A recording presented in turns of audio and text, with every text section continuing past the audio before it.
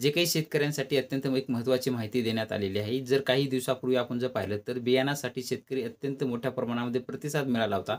पण जो काही महा-डी-बी-टी पोर्टल असेल ते सतत पेमेंटचा प्रॉब्लेम येणं किंवा फॉर्म भरल्यानंतर पेमेंट न होणे अनेक अडचणी येत होत्या आणि त्याच्यामध्ये कोण्याही शेतकऱ्यांना फॉर्म भरता आले नाहीयेत.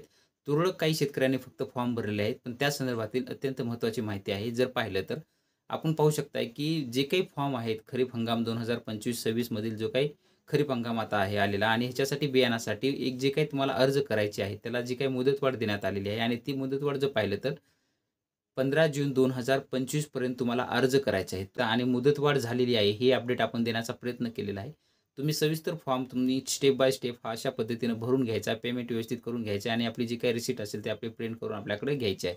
सोडत झाल्यानंतर तुम्हाला मेसेज येईल आपली निवड झालेली आहे. त्यानंतर तुमचे जे काही कृषी सहाय्यक असतील त्यांच्याशी संपर्क साधून तुम्हाला ते बियाणं घ्यायचं आहे.